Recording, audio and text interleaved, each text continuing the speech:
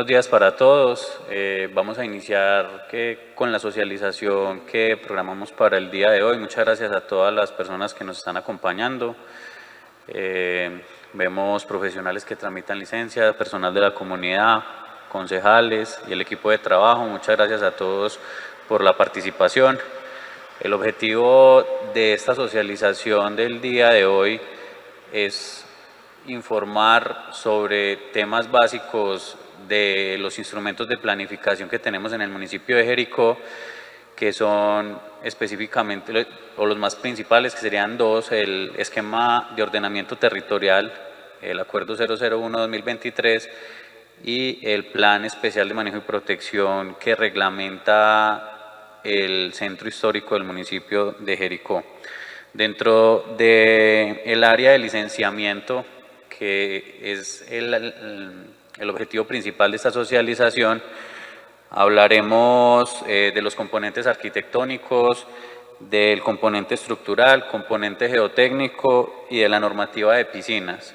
Básicamente estos son los requisitos que componen un proceso de licenciamiento, y que el objetivo de esta socialización principalmente es generar una estandarización de los procesos de licencia, debido a que hemos recibido diferentes solicitudes o diferentes llamados de atención con la agilidad de los procesos de licencia.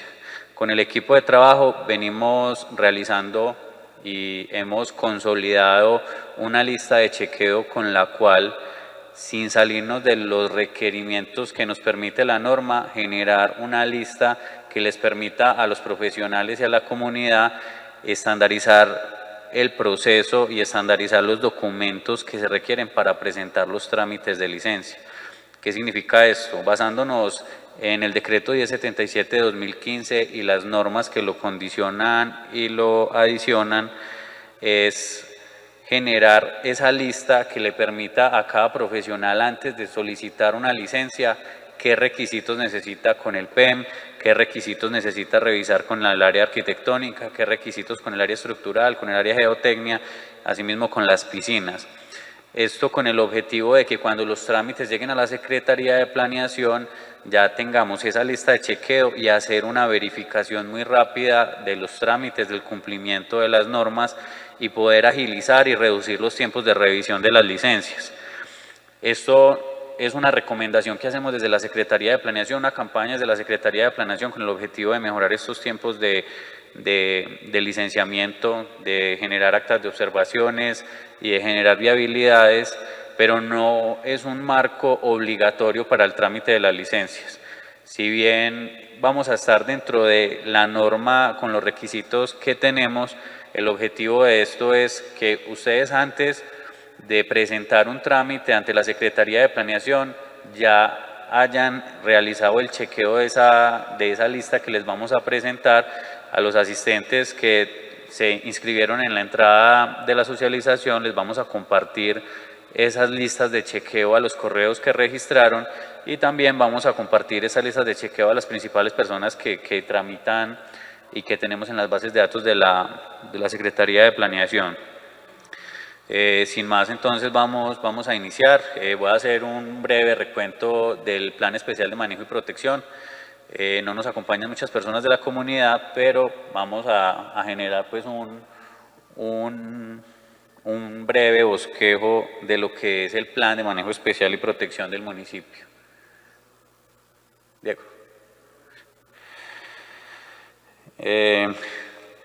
Aquí tenemos pues el orden del día, los lineamientos del plan de manejo especial y protección a grandes rasgos, porque son unos documentos de planificación bastante extensos, pero vamos a especificar los rasgos generales y los temas generales que hemos identificado desde la Secretaría de Planeación, que falta de comunicación con la comunidad. Y posteriormente le cedemos la palabra a cada uno de los profesionales de la Secretaría de Planeación que se encargan de revisar cada uno de los componentes. Entonces, ¿qué es un plan de manejo especial y protección? En el caso de Jericó se reglamenta bajo la resolución 0663 de 2018, y básicamente es un instrumento de planificación que busca reglamentar y conservar el centro histórico del municipio de Jericó. básicamente en tres aspectos específicos, como es la planeación, la protección y la gestión. La planeación define las intervenciones que se pueden realizar dependiendo de los niveles de intervención, que ya vamos a especificar cuáles son los niveles de intervención. La protección del patrimonio, que es restaurar los valores patrimoniales, arquitectónicos, urbanos y simbólicos del bien de interés cultural. Y la gestión, que articula las competencias entre el Ministerio de Cultura y el municipio de Jericó. Si bien el municipio de Jericó fue el que solicitó ante el Ministerio de las Culturas que se declarara bien de interés cultural, con esta resolución se especifican unas competencias que le corresponden al municipio de Jericó y unas competencias que le corresponden al Ministerio de Cultura. Entonces tenemos dos áreas específicas que reglamenta el Plan Especial de Manejo y Protección. Inicialmente, y la más importante, es el área afectada, que el área afectada básicamente es la delimitación del área construida y las circulaciones que corresponden al área declarada como bien de interés cultural. Y el área de influencia corresponde al contexto de esta área física del área afectada, corresponde al contexto que se requiere para conservar las características del bien de interés cultural. Es como una transición entre el área afectada y el resto del municipio que se ha venido creciendo a lo largo de los años. ¿Dónde se deben radicar los trámites? Tenemos, como lo indicaba al principio, tenemos 3 niveles de intervención en el municipio: nivel 1, nivel 2, nivel 3, siendo el nivel 1 el de mayor requisito, mayores requerimientos de conservación, y siendo este nivel 1 correspondiente a las competencias del Ministerio de las Culturas, las Artes y los Saberes. ¿Cómo se radica? Tenemos, el Ministerio de Cultura tiene una plataforma que se llama la plataforma del CIPA. En esta plataforma se radican todos los trámites que corresponden a la competencia del municipio, todos los niveles 1 y todos los que colinden con nivel 1, dependiendo de la intervención que se vaya a realizar. Existen unos lineamientos básicos y requisitos para presentarlo ante el ministerio.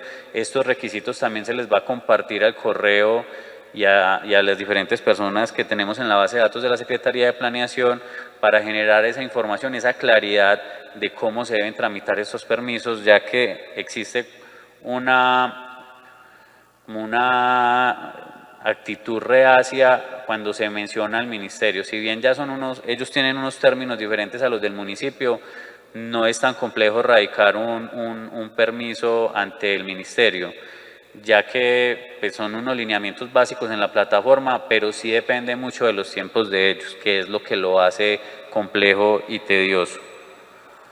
Entonces tenemos que son los niveles 1, nivel 2, nivel 3. El nivel 1 corresponde a la conservación arquitectónica, que es el que acabo de explicar.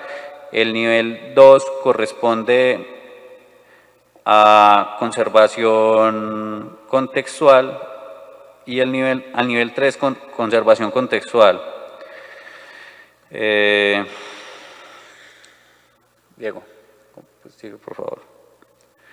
Tenemos también las condiciones de edificabilidad. En la resolución 0342 de 2025 se modificó el Plan Especial de Manejo y Protección debido a que se encontraron diferentes irregularidades y falta de información en el PEM inicial, en la resolución 0663 de 2018, y en esta nueva modificación se presentaron 62 fichas normativas, una ficha por cada manzana, y donde se establecen y reglamentan cada una de las manzanas, teniendo el área afectada del centro histórico competencias o básicamente en temas de altura, 2 niveles de altura en el área afectada, 3 niveles de altura en la zona de influencia.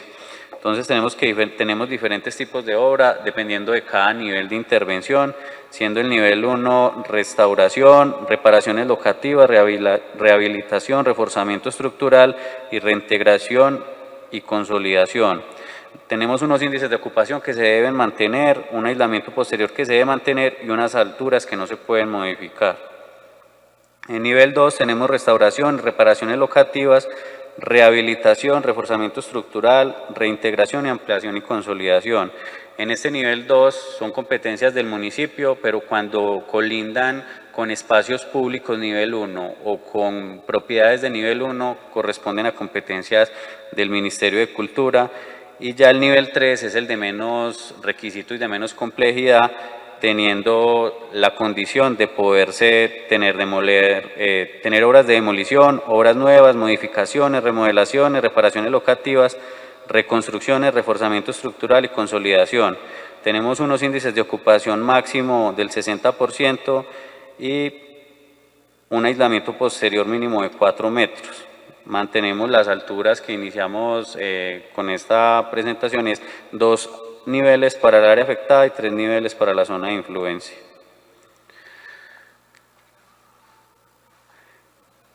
Esto es uno de los puntos más importantes que hemos encontrado con inconvenientes con la comunidad y con solicitudes de la comunidad por falta de información, y es qué se debe conservar y qué es lo que está prohibido realizar en sus bienes de interés cultural. El esquema de ordenamiento territorial, el Plan Especial de Manejo y Protección, tiene unos lineamientos muy específicos de eso, pero a grandes rasgos, ¿qué se debe conservar en el área afectada y en la zona de influencia? Es el color blanco en cal de los muros exteriores, básicamente es el fondo principal de las fachadas del municipio. Se deben conservar las puertas, balcones, ventanas de madera con una paleta de colores que corresponde al verde, azul, crema, café, naranja, blanco y rojo. Una proporción de 1 a 2 en vanos de ventanas, zócalos en pintura monocolor que corresponden a una paleta de colores café oscuro o verde jericó y similares a esta paleta de colores, aleros de teja de barro con ancho mínimo igual al andén y pañete con mortero de cal. Estos son como los principales que se deben mantener en las fachadas. ¿Y qué está prohibido? Enchapes, cerámicas, baldosas, piedras en fachada, persianas o ventanas metálicas, antenas parabólicas en faldones, paneles solares en cubiertas, balcones o cuerpos volados y avisos de marcas comerciales. Otro de los puntos principales que tenemos y que nos han solicitado diferentes, más que todo empresas que están realizando intervenciones en espacio público en el municipio, es cómo se deben tramitar estos permisos. Entonces, tenemos diferentes espacios públicos en el municipio que están estipulados en el esquema de ordenamiento territorial, pero para este caso vamos a hablar de los espacios públicos en el centro histórico.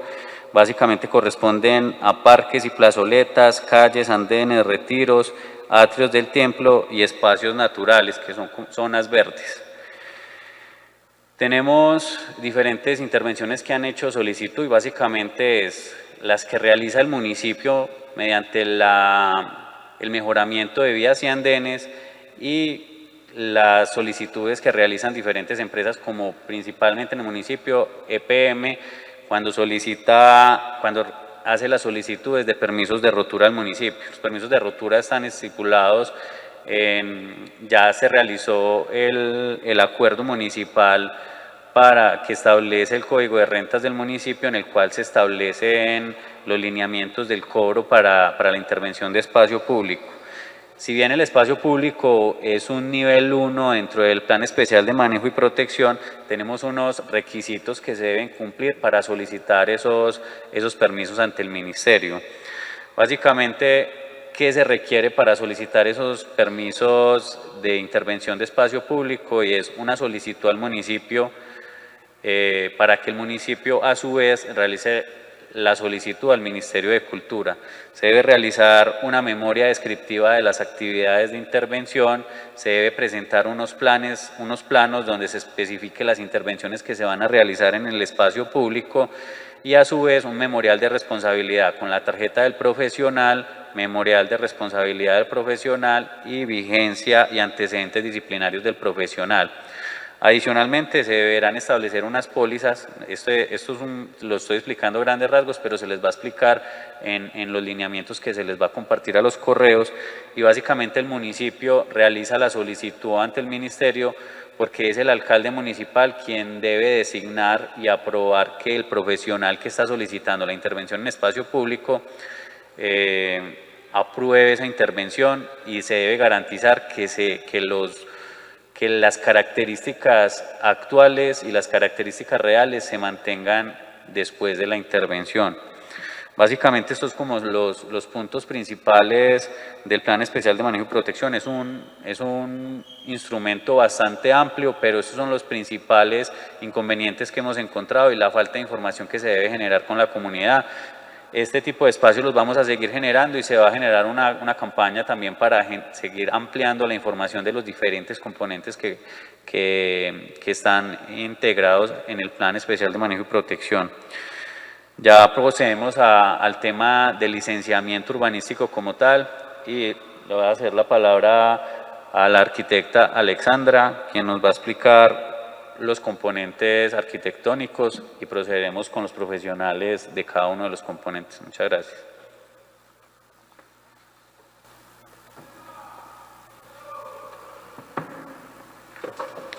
Muy buenos días para todos. En esta etapa de la presentación vamos a abordar generalidades acerca de las licencias urbanísticas. En este caso, las licencias urbanísticas son el permiso previo y obligatorio que se requieren para ejecutar obras de construcción, demolición, modificación y procesos de urbanización y subdivisión, ya sea urbana, rural o suburbana. Este acto administrativo lo expide directamente la Secretaría de Planeación, en el caso pues de Jericó, y las zonas afectadas por el PEM en predios nivel 1 son expedidas directamente por el Ministerio de Cultura. A través de este se autoriza la intervención de los predios, del espacio público, y se certifica también un cumplimiento de la norma. Además de eso, se otorgan los derechos de desarrollo y uso del suelo durante la etapa de construcción. Sigamos de... Bueno, por este lado ya tenemos las clases de licencias. ¿Por qué nosotros hacemos énfasis en esta información? Porque hemos notado que en las solicitudes que nos han llegado tenemos un poco de dificultades acerca del diligenciamiento del Formulario Único Nacional, y muchas veces en el proceso de revisión encontramos de que no es obra nueva, sino que se trata de una ampliación y modificación, o que no se incluye el reforzamiento estructural también del predio.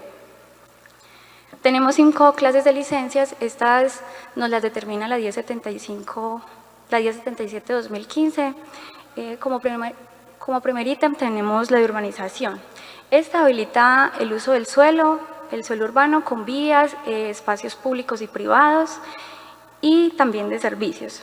En cuanto a la parcelación, encontramos que este proceso es mediante el cual se organiza el suelo para los usos permitidos.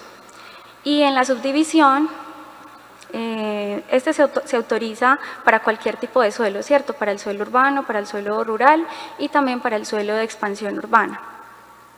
Tenemos también la intervención y ocupación del espacio público, que como bien lo dice la palabra, es la intervención para la ocupación pues, de los espacios públicos y para intervenir los bienes de uso público.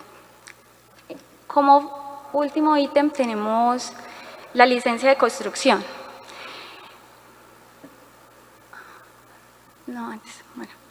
Mediante el cual en esta se autorizan las edificaciones y se define también el uso de estas, ¿cierto? La edificabilidad, el uso, la volumetría,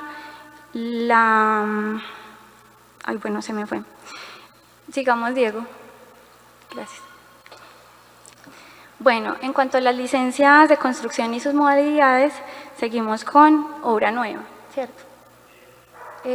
Gracias.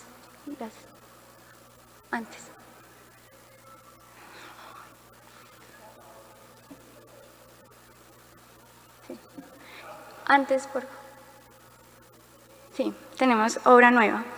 Ese es el proceso mediante el cual se autoriza construir en un predio sin edificación o demolido totalmente.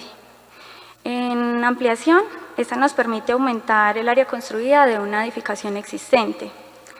La adecuación nos autoriza a cambiar el uso y la edificación sin perder total o parcialmente la estructura del predio. Y en modificación, esta nos permite variar el diseño sin que se vea afectada el área original del predio. En restauración tenemos que esta habilita la recuperación de los inmuebles de valor histórico y histórico, estético y simbólico. Sigamos ya. Listo. Como última fase tenemos el reforzamiento estructural, que en este nos permite la autorización de intervenciones para mejorar la seguridad sismorresistente de la edificación. En demolición tenemos que esta nos permite derribar total o parcialmente una edificación. Y reconstrucción se trata de una autorización para rehacer una edificación afectada por un siniestro en las condiciones aprobadas. Finalmente, tenemos la licencia de cerramiento, que esta nos permite acercar de manera permanente un predio privado. Y ya como este sería el último ítem en cuanto a las generalidades de las licencias. Gracias.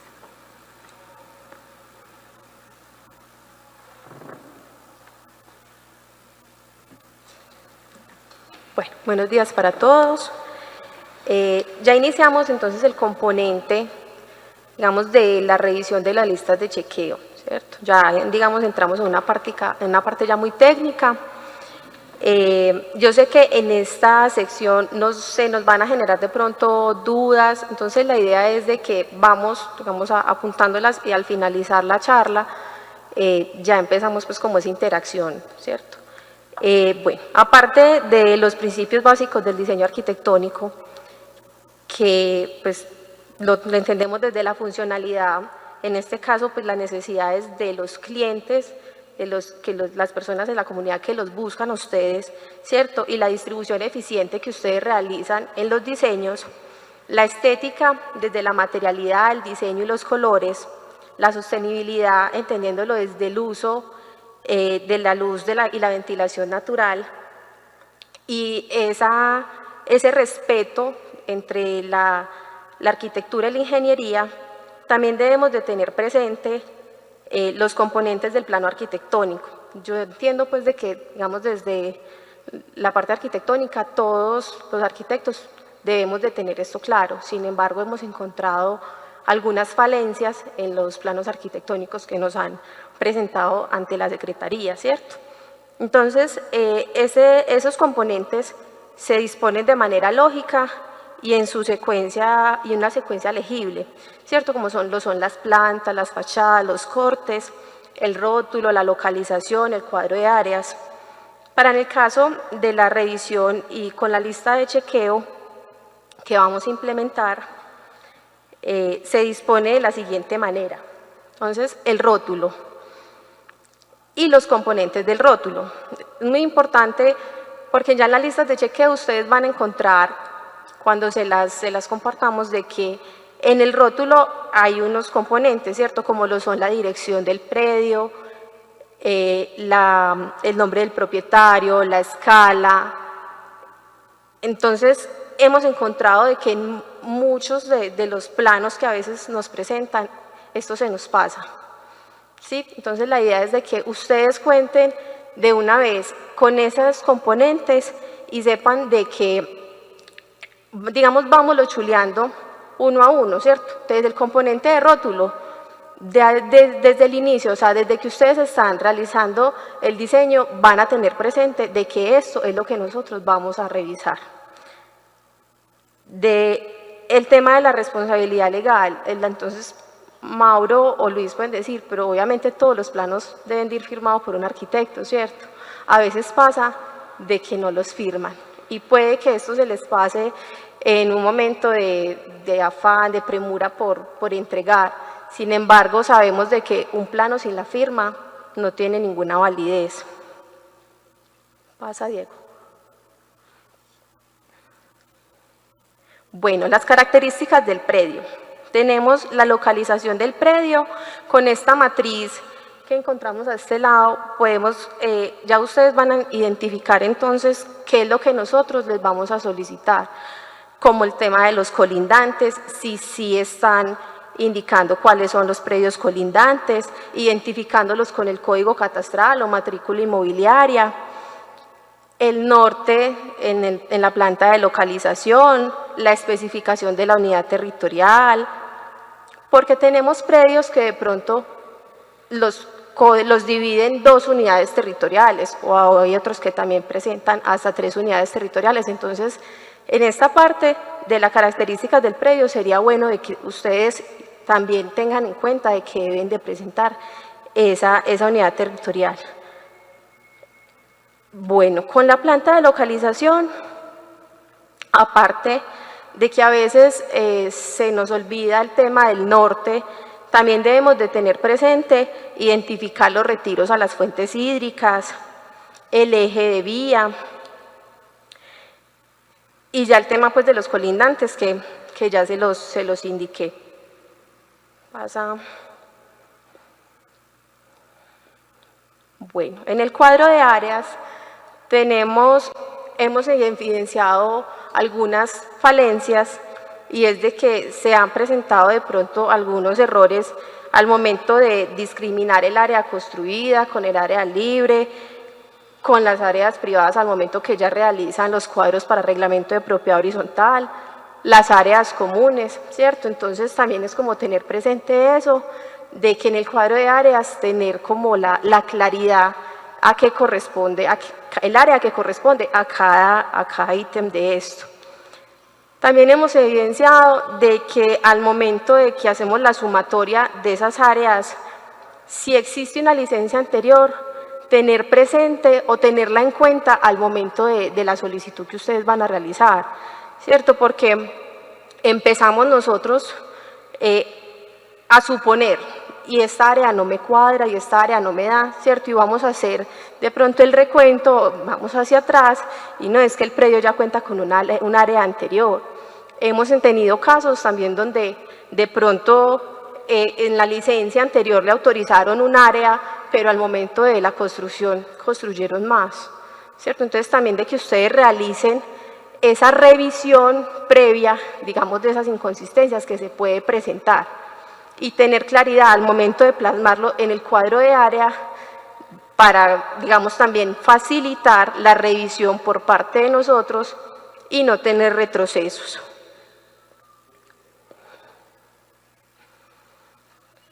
Bueno, en las plantas arquitectónicas hemos encontrado también, digamos, algunas falencias por parte del dibujo, y es de que, digamos que a veces se nos vuelve tan mecánico que se nos puede olvidar nombrar los espacios, el tema de las cotas, los niveles por piso, ¿cierto? La retícula, digamos, al momento de que debemos, como iniciaba la intervención, debemos de entender de que la parte estructural y la parte arquitectónica son un matrimonio. Entonces, también tener presente de que en los planos arquitectónicos no nos podemos olvidar de esos ejes estructurales, de que se evidencie la estructura también en los planos arquitectónicos, y esa ha sido alguna de las falencias que también hemos encontrado. Las líneas de corte, porque vamos y encontramos el corte A, pero entonces en la planta no se evidencia, ¿cierto? Digamos que al momento del dibujo para ustedes puede ser muy claro, pero nosotros apenas estamos conociendo el proyecto, ¿cierto? Tener en cuenta el tema de la normativa que nos indica el EOT, desde el tema cuánto es el porcentaje de una rampa. Dale, Diego. El EOT también es muy claro de que la pendiente de la cubierta no debe ser menor a 25 ni mayor a 35 grados, ¿cierto? También tenemos de tener en cuenta lo siguiente, y es de que para Jericó la terminación de las cubiertas deben de ser en teja de barro o afines, y que si los patios no nos aparecen con descubiertos, lo vamos a entender nosotros como área construida. Sí, que ha sido de pronto también un recurrente que hemos encontrado, esas falencias de que hemos evidenciado también en los proyectos. Ahora, con el tema de patios y vacíos, nosotros tenemos el EOT, que es nuestra carta de navegación, y para algunas zonas nos indican es el índice de ocupación, para otra nos indica que le aplica dimensiones de patios y vacíos. En este caso, digamos que no es algo negociable, ¿cierto? Sino que ya el EOT nos estipuló que sería un patio de 9 metros cuadrados con un lado de 3 metros, ¿sí? Al igual de que el tema de la ventilación para cada espacio debe de ser con ventilación natural. Sin embargo, el EOT nos permite, para el tema de los baños, ventilarlos a través de buitrones o con ventilación mecánica. Si es el caso, y creo que ya hemos tenido el acercamiento con varios profesionales en este tema, simplemente es ponerle la notica de que se va a ventilar por ventilación mecánica. ¿Sí? ¿Para qué? Porque si nos presentan la planimetría y no está esa nota, nosotros ¿qué vamos a hacer en el acta de observaciones? Está incumpliendo con este artículo del EOT y no presenta ventilación. Para nosotros simplemente es un espacio cerrado, un espacio confinado.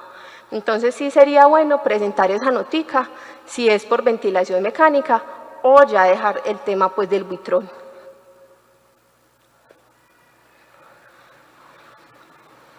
Bueno, ya pasando a los cortes y fachadas, en general, digamos que todos han mejorado un poco ese tema de la parte del dibujo.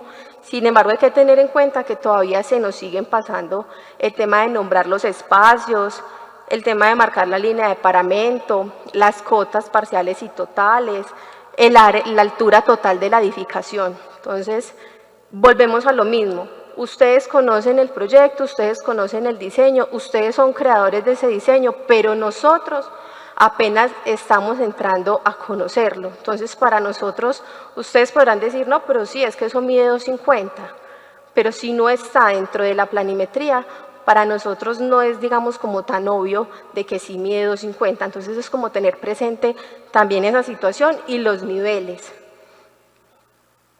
En el tema de las fachadas, como lo hablaba el secretario ahorita, nosotros nos regimos también por el PEM para el área de influencia y las zonas afectadas, y en general Jericó debe conservar un tema de materialidad, y esto también se debe de evidenciar en los planos, indicar la materialidad de esa terminación de fachada, conservar la altura obligatoria que indica el EOT de los zócalos, el tema de culatas que también está prohibido pues dejarlo en obra negra, entonces se debe generar estos acabados. Para el tema de carpinterías y las rejas sería la madera, el metal o hierro, que no o sea, está prohibido el aluminio, entonces tener también presente este tipo de material que no nos permiten. Y el tema de la geometría, conservar esa correspondencia vertical en el tema de las fachadas, para el tema de ventanerías y puertas. Y por último, digamos ya estos son casos pues particulares cuando presentan, pasa Diego, el tema de subdivisiones y parcelaciones, los planos de levantamiento topográfico para el tema de las subdivisiones deben presentar el estado antes y después de ese predio. Como regla de oro que nos lo indica la 1077 es que todos los predios resultantes deben contar con frente directo a una vía pública, sea peatonal, sea vehicular. Muy importante, y volvemos a lo mismo, hemos encontrado, sí, está el acceso al predio, pero no nos indican si es vehicular, si es peatonal, no nos ponen una sección de vía. Y yo vuelvo y reitero lo mismo, ustedes son creadores del proyecto, ustedes conocen el proyecto, pero ustedes le están entregando eso a la comunidad que de pronto no tienen los estudios para ello y a nosotros que todavía no conocemos el proyecto. Entonces tenemos que entregar o hacer unos entregables que sean legibles y que también pues, que lo entienda tanto un profesional como una persona que no tiene conocimiento de ello. En los procesos de parcelación, si lleva portería, se presentan los diseños de la portería. Y para si ya la parte del acceso pues, del vehicular también se presentan los diseños de la vía y con ya si es por servidumbre, esta servidumbre pues no requiere licencia, pero sí se debe indicar de que el acceso será por medio de una servidumbre.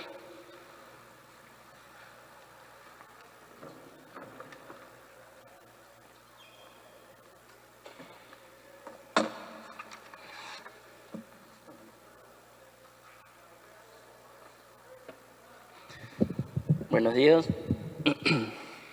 Gracias, Aleja.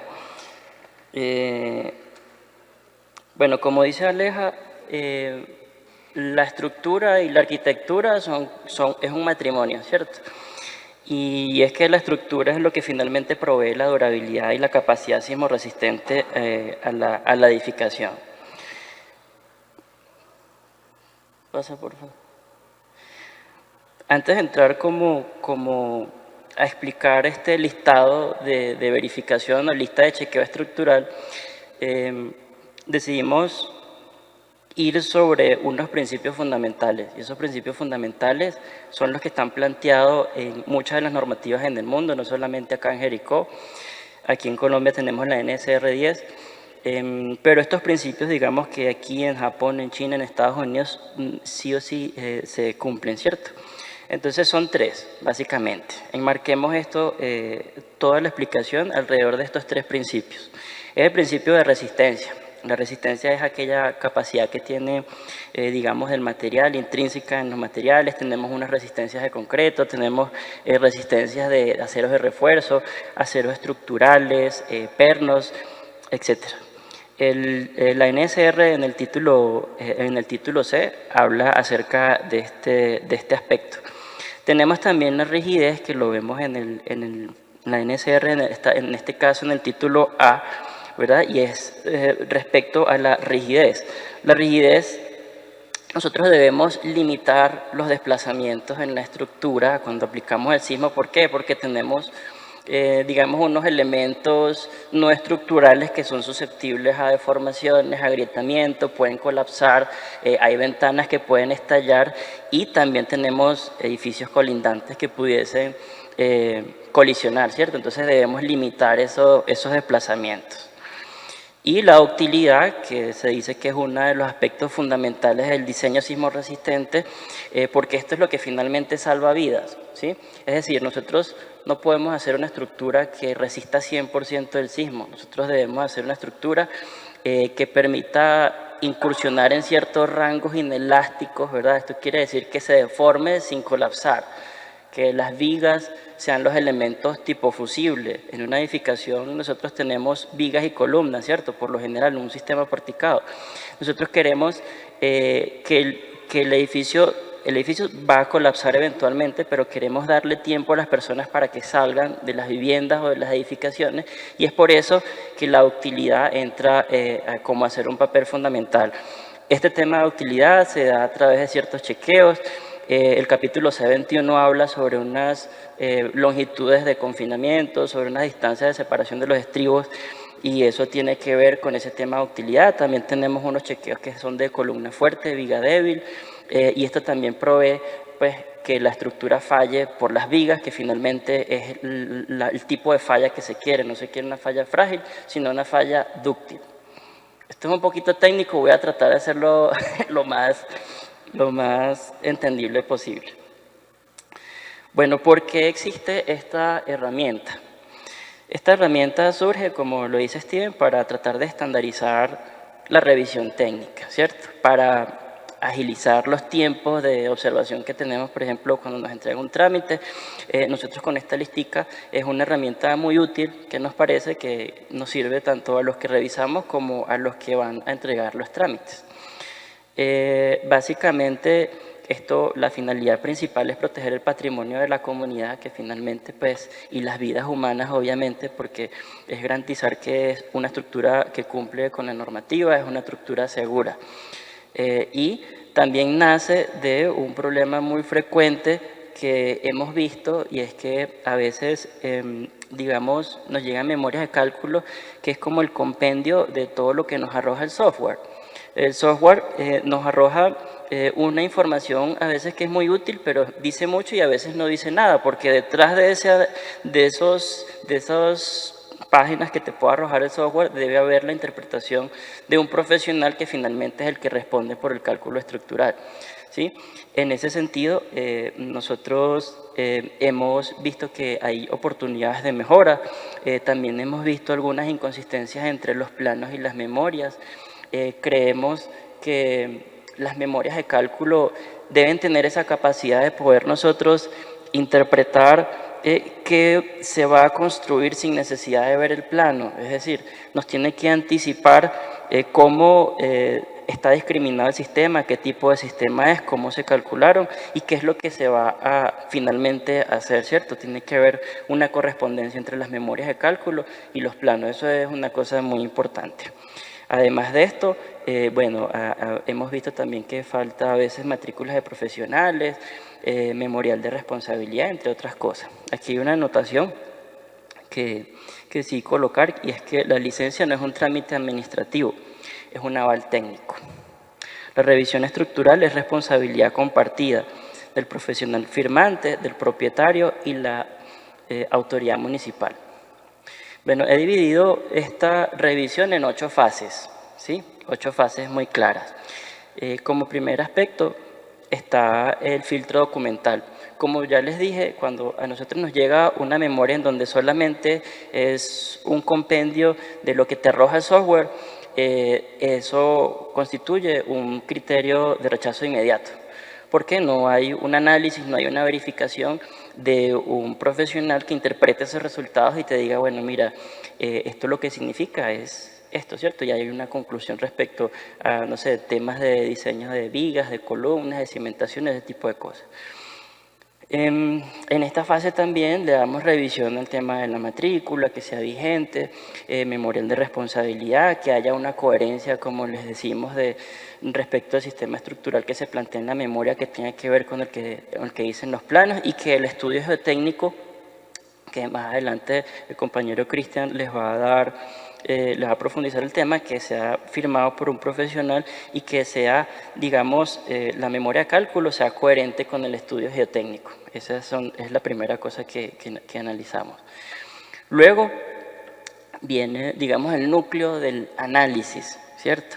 De las fases 2 al 5, nosotros vamos a ver que debe existir una caracterización de la estructura en su entorno, digamos, de ubicación, ¿cierto? Nosotros vamos a tener unos parámetros sísmicos, vamos a tener también un estudio de suelo que tiene que conversar con las memorias, con todo lo que estamos planteando. Muchas veces tenemos algún errorcillo por ahí que no generamos una información en esta fase, ¿verdad?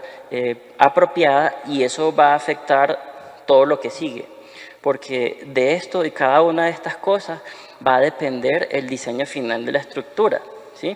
Si nosotros clasificamos mal un suelo, ¿verdad? Dentro de nuestro cálculo estructural, nosotros no estamos generando un cálculo que sea, digamos, veraz, no va a tener una fuerza sísmica adecuada. También debemos ver acá, en este apartado, miramos las cargas, ¿sí? Cómo están discriminadas las cargas en la estructura. Nosotros vamos a tener cargas muertas y cargas vivas. Por ejemplo, si tenemos una losa de entrepiso, qué tipo de losa vamos a hacer, el peso de los nervios, el peso de la loseta, qué altura, digamos, del entrepiso como tal. Todo eso debe ir discriminado y de forma muy clara para nosotros saber cuál fue la carga que se utilizó y se introdujo en el software de análisis estructural. Por otro lado, también tenemos el tema del sismo. Esto es muy importante porque el espectro define la fuerza sísmica, ¿cierto? Y también tenemos unos chequeos como lo es el cortante basal. Debemos hacer la corrección de cortante basal. verificar siempre el factor R. El factor R también es muy importante porque nos modifica la fuerza de diseño finalmente cuando introducimos esas combinaciones de carga y vamos a diseñar la estructura.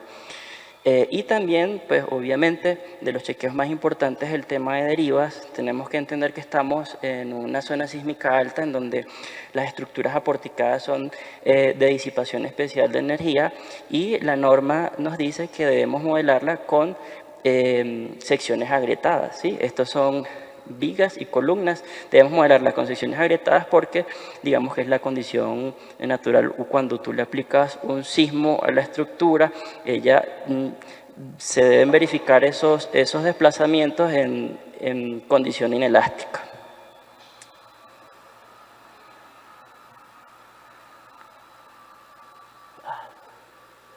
No, pasa.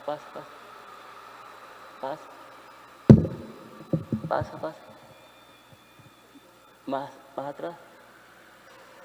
No. Es la 26.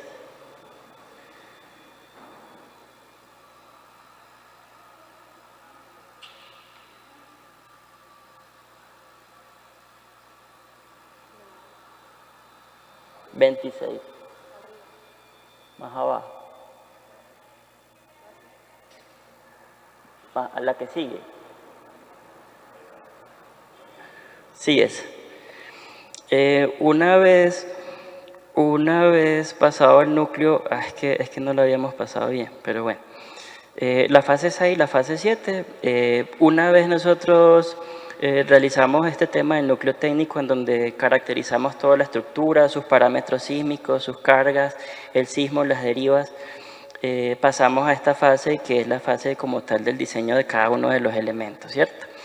Tendremos pues que vamos a diseñar a flexión acortante las vigas, las columnas, como diseñen las columnas, el confinamiento sísmico. Esta parte es muy importante porque esta parte es la que nos permite a nosotros determinar esa utilidad que conversamos hace rato.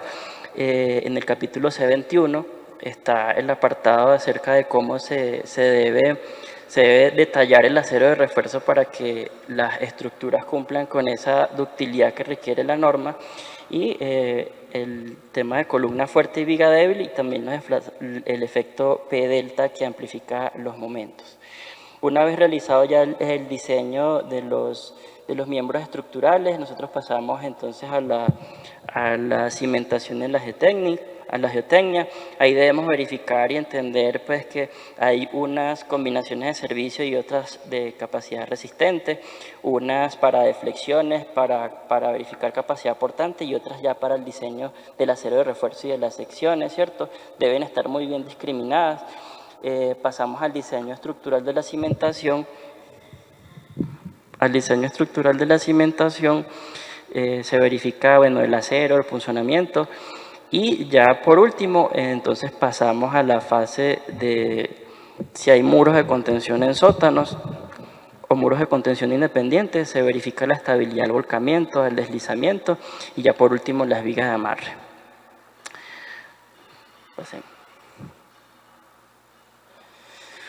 Bueno, importante es el tema de la planimetría. La planimetría debe conversar con la memoria de cálculo, debe ser coherente. Vemos en muchas ocasiones de que en la memoria de cálculo se plantea un sistema sismorresistente distinto al que se plantea en las memorias.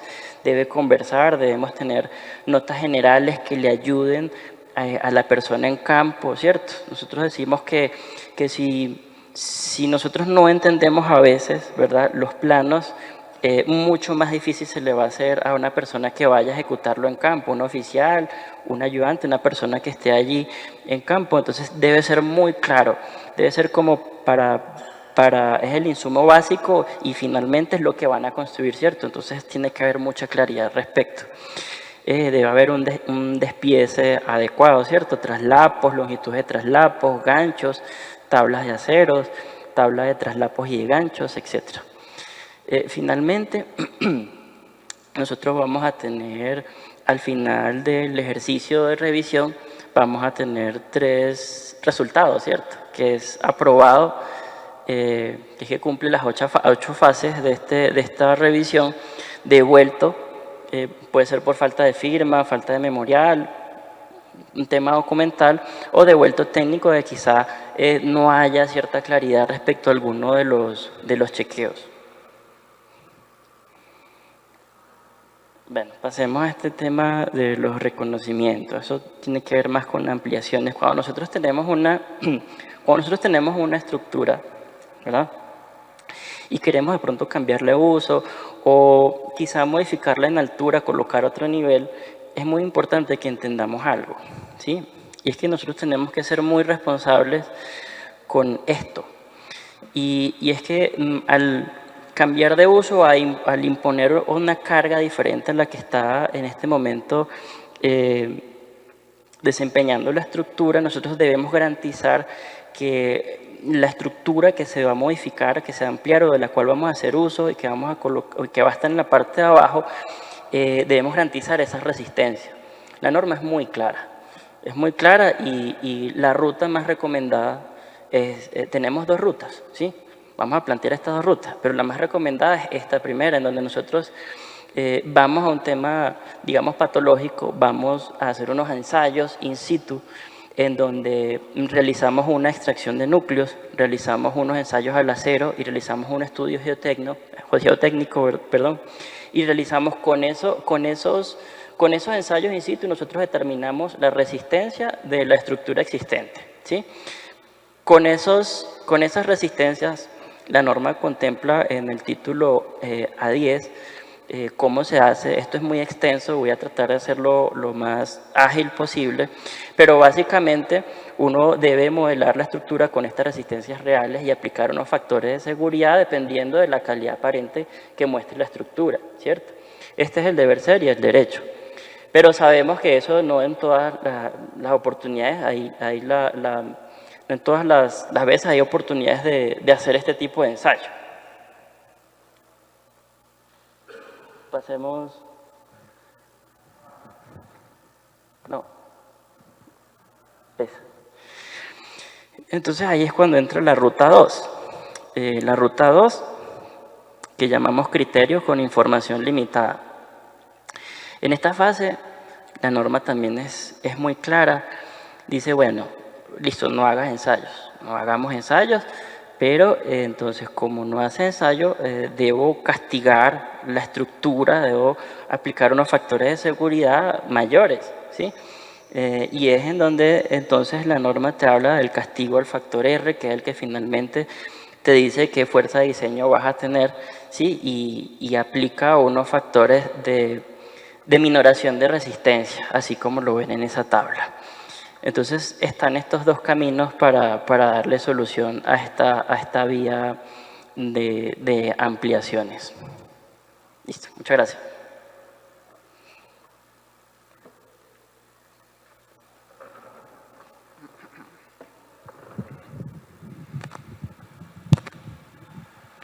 Bueno, muy buenos días para todos. Primero, extenderles los agradecimientos a todas las personas que están acá. Veo a algunos profesionales que están encargados de todo este tema de licencia, veo al concejal que es La Voz del Pueblo y algunos usuarios que déjame felicitarlos por estar interesados en todo este tema de la ingeniería civil, que es un campo tan interesante. Diego, yo le digo lo siguiente para que tengamos una buena coordinación con las diapositivas, para que las pase, porque no tengo aquí como papel y pues para poder iniciar y poder explicar esto de la mejor forma. Bueno, mi nombre es Cristian Camilo, soy ingeniero civil egresado de la Universidad de Antioquia. Ahora estoy apoyando en la alcaldía con el tema de la revisión de las licencias en el campo geotécnico y es del tema de que les vamos a hablar un poco el día de hoy, ¿verdad? Bueno, vamos a iniciar primero diciéndoles que el campo geotécnico viene 16 años actuando, lo rige la norma NSR 10 y no fue algo que se vino hablando desde hace poco, como llegan muchos usuarios a decir a la alcaldía, es que no, venga, eso lo pusieron hace poco en el PEN, que no tiene nada que ver, o eso me lo están exigiendo solamente a mí.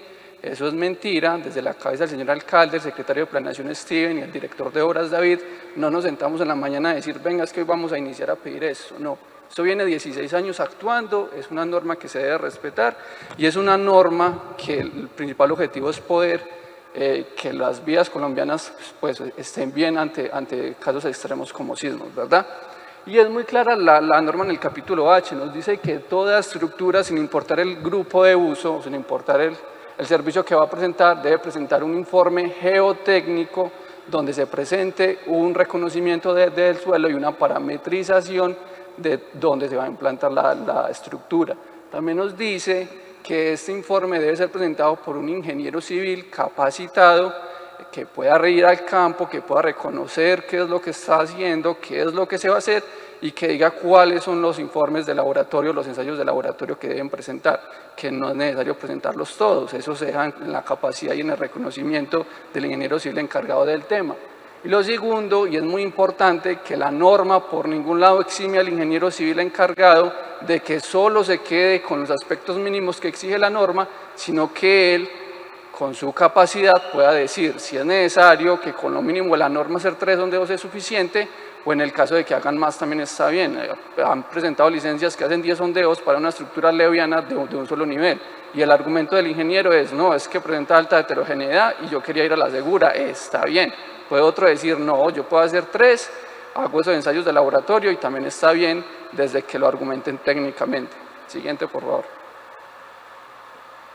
Bueno, para nosotros poder hacer un informe geotécnico, un buen análisis geotécnico, primero necesitamos saber qué vamos a hacer.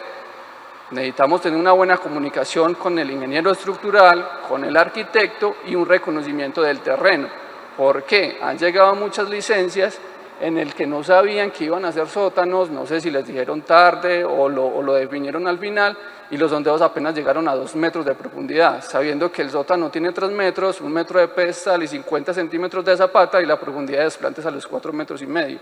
¿Esos sondeos les sirven? Yo creo que no. Vamos de pronto a encontrar un estrato de alta compresibilidad que me va a generar unas patologías en la estructura que yo no, pues al menos yo como ingeniero no aceptaría para radicar y para presentar una licencia de estas.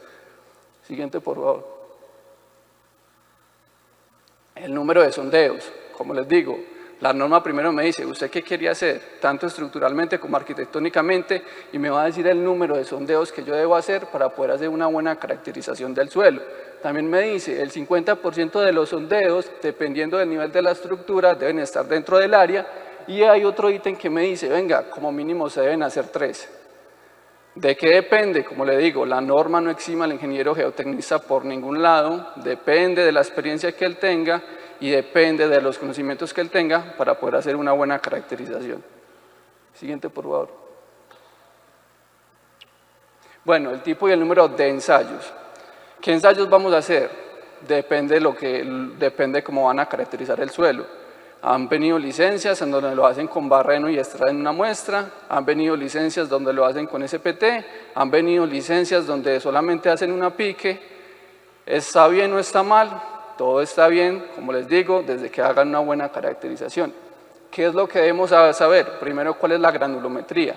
Segundo, debemos hacer un ensayo de compresibilidad para saber la carga última del terreno y con eso obtener el SU. ¿Qué también debemos hacer? Un ensayo por corte directo para poder obtener el ángulo de fricción y la cohesión. Todos estos parámetros son necesarios para diseñar la cimentación, para diseñar los muros de contención y para tener una buena interacción suelo-estructura.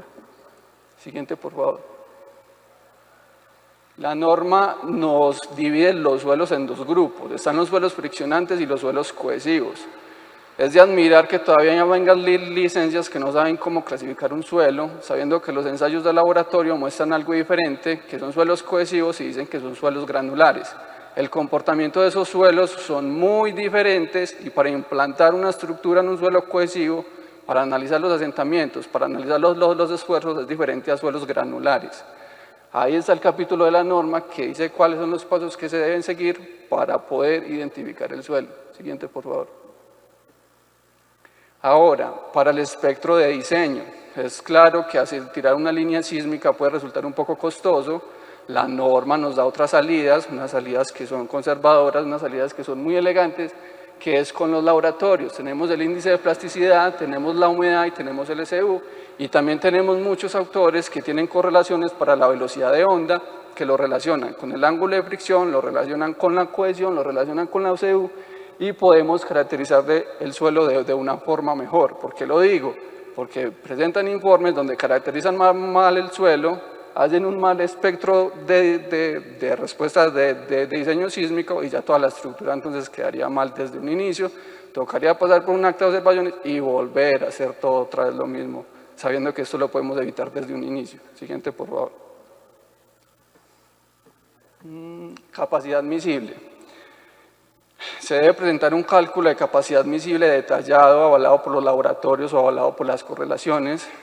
Se presentó un informe donde me decían que porque el ingeniero geotecnista tenía 30 años de experiencia, hizo solo una pique, granulometría, y que el resto lo hizo que tenía una capacidad portante de 25 toneladas metro y por ninguna parte se veían ensayos de laboratorio, se veían cálculos y se veía nada. Cuando le hicimos la observación, hizo los ensayos de laboratorio, ya se dio cuenta que apenas tenía 18, o sea que estaba exagerando 7 toneladas por metro cuadrado. Por favor, en los informes poner bien detalladamente los cálculos, cómo hacen la capacidad miscible. Esa capacidad miscible la norma la castiga por 2 factores. Primero es el factor de seguridad y lo segundo serían los asentamientos. Siguiente, por favor.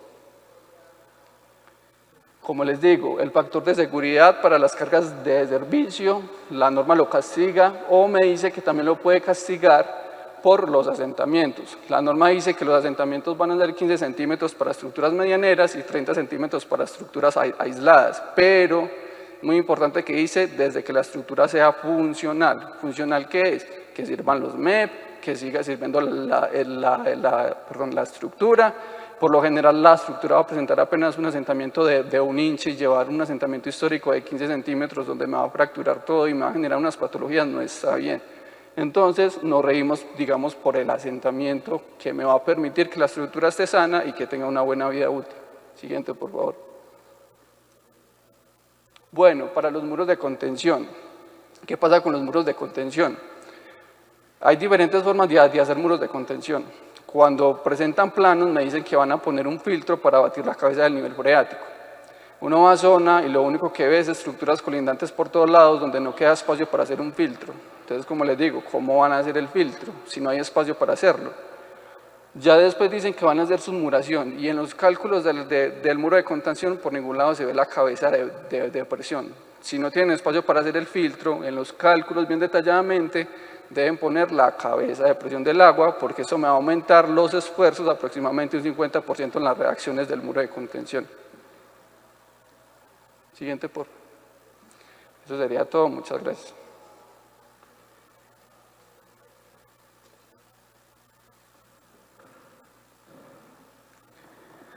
Buenos días para todos. Primero que todo, pues agradecerles por la participación, por haber venido. Ya este es el último tema que tiene que ver pues con la normatividad en las piscinas.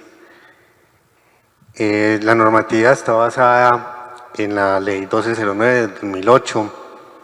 Esta ley se hizo con el fin de proteger la vida, ¿cierto?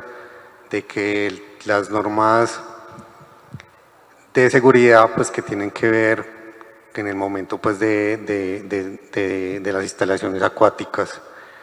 La norma es muy clara pues, ¿cierto? Y habla como de todos los tipos de piscinas que deben de haber. Básicamente van a haber 2, ¿cierto? Las que son públicas, como cuáles, las de los hoteles, las de las urbanizaciones, ¿cierto? Donde hay bastante, pues, como mucho público en este tipo de cosas. En ese tipo de piscinas públicas, digamos que la normativa se tiene que aplicar obligatoriamente en todos los artículos que tiene. Y hay otro tipo que es como las privadas, digámoslo así, que tienen que ver simplemente con el núcleo familiar, ¿cierto? Donde, pues, digamos, vamos nosotros con la familia y es de nosotros solamente. Ahí no tiene que ser la normatividad completa, pero sí se tienen que aplicar ciertas normas pues, de seguridad. Diego, dale. Básicamente, ¿qué trata la ley? La norma tiene que ver mucho con la parte que tiene que ver con los cerramientos, con la circulación del agua, que hayan drenajes pues que sean seguros, que no hayan ductos pues o entrapamientos donde se pueden quedar y ahogarse las personas. Tiene que tener señalización, tiene que tener equipamientos de rescate, salvavidas, pues todo este mobiliario, ¿cierto? Dale, siguiente, Diego. Básicamente es como este tipo digamos, que es lo que nos habla la norma, que tiene que ver con los menores de edad, que siempre tienen que estar acompañados de un adulto, sobre todo los que son menores de 12 años. Siempre tiene que haber un salvavidas, una persona capacitada para este tipo de salvavidas, pues, digámoslo así. El agua siempre tiene que estar limpia, tiene que estar tratada con los químicos, tiene que haber un cuarto, solamente una bodega que tiene que ver con la parte pues, de los químicos.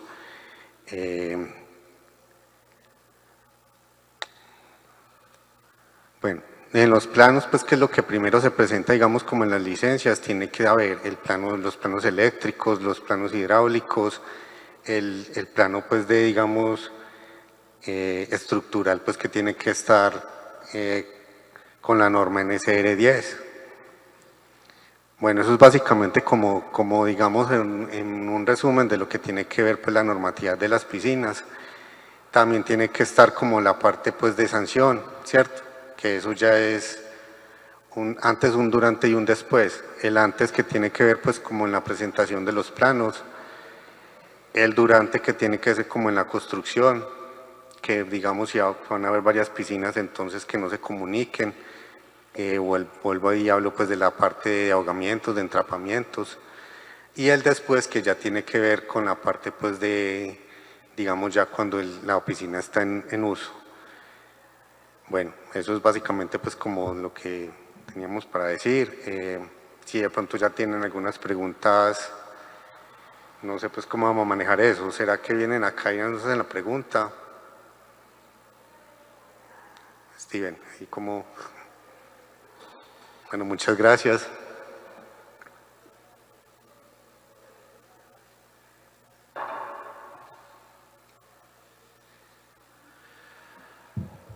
Pues quisiéramos saber si hay alguna inquietud, alguna consulta sobre los procesos, sobre lo que los compañeros expusieron. Entonces, al correo que registraron en la lista de asistencia se les va a compartir esas listas de chequeo, tanto de cada uno de los componentes que se expusieron el día de hoy, para que podamos agilizar esos procesos de licencia, los tiempos. Nuevamente recalco que no es obligatorio cumplir con estas listas de chequeo, sin embargo, los trámites que lleguen con estas listas de chequeo van a ser más ágiles que los demás, porque ya va a ser un proceso más estandarizado y no tendríamos que entrar a analizar y a buscar cada información o cada componente. Nuevamente, muchísimas gracias por acompañarnos. Esperamos que la información haya quedado clara y pues seguiremos generando esos espacios para seguir ampliando la información de los diferentes componentes de los instrumentos de planificación del municipio de Jericó. Muchas gracias.